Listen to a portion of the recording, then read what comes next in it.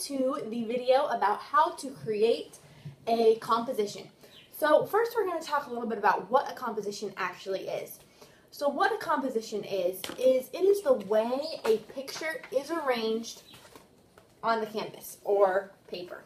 So let's take this painting, for example, by Edgar Degas.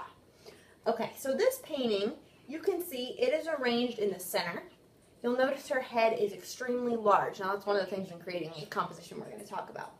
So that's what a composition is. Now, what I'm going to teach you is how to create a good one, because good art doesn't just happen, it's thought of, okay? So there are about 8 steps you're going to want to take. Most of them are very simple in order to create a piece of art that's very interesting. So the first one is going to be to choose a subject. So that's just, are you going to want to paint or draw a flower, a dog, a cat, a person? What are you going to draw or paint? So choose a subject. You're going to want to choose a photograph or an object or some sort of reference to work off of. It's really hard for even the best artists in the world to draw out of their head because you don't really know what something looks like with the shadows, the shapes, everything until it's right in front of you. So if you want to draw something that looks really realistic and interesting, you're going to want to have a reference photo to draw off of. So that's step 1, is choose your subject. Step 2 is to choose a crop.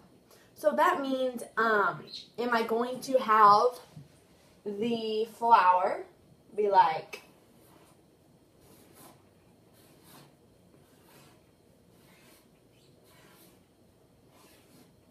okay. There's several things wrong with this. First of all, it's dead center. Typically, right in the center is very boring. Number 2, what is driving me insane about this, most of all, is the size. We have this huge paper, and it's a tiny little flower. So that's just not going to make a very interesting composition. The other thing is, it's all there. It's not breaking an edge. So when I tell you to break an edge with your art, what I mean is I mean to change it so it's something like this. That, I just broke an edge. Breaking an edge means some part of your subject goes off the paper. So this, I'm not trying to make these good drawings, guys. I'm just showing you how to create a composition here. So this is going to make a much more interesting painting or drawing than this would. So number 1, choose a subject. Number 2, choose a crop. Number 3, make it big and fill up your page. So that ties right in with this. This is big, this is small. We don't want any of these. Like my nightmare is when I have a student do this. Give them this huge piece of paper. And then, you ready for this? You take a pencil and you're like,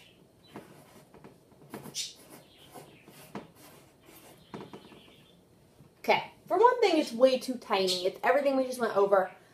No. But the worst part of all is you just took your pencil and like etched it in there. So now if I'm like, oh, I need to change this, I erase it. Ew, it's still there.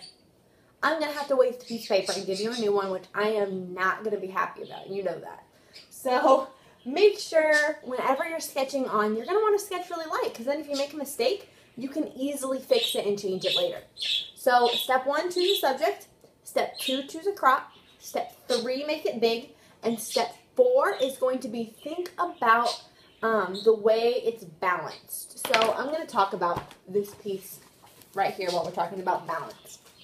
Got my handy dandy art books here. So you can see this is a painting of some men riding horses. You can see it's all across the page. There's the horses. There's 1, 2, 3 horses. There's 1, 2, 3 men.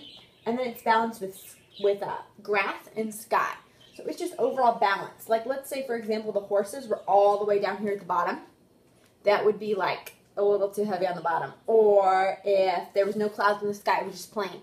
It would just be kind of boring. So filling up your space, creating a sense of balance is very important in any work of art. Okay, that ties into the next one. Fill up the page. That goes right back to this. Fill up the page. That ties right in with size. Extremely, extremely most important thing I'm going to say. Next is going to be to choose your colors.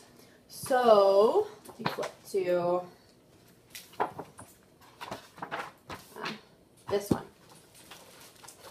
Okay, The Scream by Edward Munch. I think most of you have probably seen this painting before. We talk about it a lot in class. So this painting, you can see for one thing, this is the subject. Now, it's not that big, but the background takes up a lot of space. So you can see they filled their entire page. There is no white of the paper showing through. It's all filled up. It's all just really interesting. Where was I going with this? Oh yeah, the colors. So you can see they have chosen to use very bright colors on top. Then down here it's more soft colors. For example, just jump over here. You can see this colors is very kind of dark and more of like a sad feeling. This one, I don't know if you can see that from all the way back there. It's very flowery, bright, pop. So think about the colors. How do you want that to affect the mood? Obviously, typically more bright colors send more like bright, powerful emotions, whereas more dark colors are more sad. For example, going back to this one, this would be a more sad feeling or more moody painting than one with like super bright colors. So that brings us to our final point. No, we have 2 more points. Number 7 is the background. It's really important to have a background, which we talked about. So even like on this one, you might say, oh, there's no background. Yes, there is. It's painted like a brownish color. So just because there's nothing going on in the background doesn't mean there's not a background. I haven't left that just plain white. Okay. The next thing I wanted to talk about, one of the most important things, is to create a full value range. Now what this means is a lot of times when you guys are drawing, I will see you, a very common mistake, so don't feel bad if you make it because everybody makes it, especially when you're just starting out with art. One of the most common mistakes is to draw. You'll start out drawing very, very light, which is awesome, okay? You're starting out light, everything's dandy. Oh, I just broke a cardinal rule and made this way too small. Okay, so let's just say this is where I'm drawing. So what you'll do is you'll be like, oh, put in a little tiny bit of shading.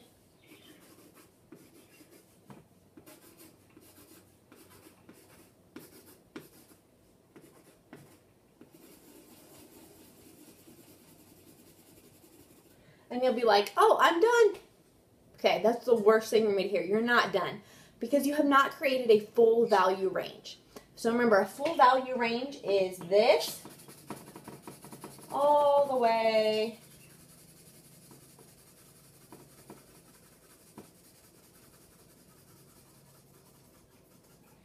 to that. So it is as dark as your pencil will go to the white of the paper. And of course, everything in between. Most of it should be everything in between, but without that black, and without that highlight of the white, it's just going to be missing something. It's going to be dull. So it's incredibly important to make sure you have a full value range in your art. If you want a good example, I don't actually have one here with me. I didn't think about that. Like in black and white where it's really easy to see. The dragon eye that's hanging up in the classroom, there's also another video about it. That is a really good example of using a full value range in a work of art, because I have used as dark as it gets, and I've also left just a little bit of the white of the paper showing to create those highlights. So that would be a really good video to watch if you needed a little bit of help determining how to create a full value range. So this is how you create an interesting composition. This is the start to a fabulous work of art. I would rather you be a little bit less like technically good. Maybe you're not as good at blending color or drawing, but have an excellent composition. Your art will still look better than somebody who is like the best artist in the class who doesn't have a good composition.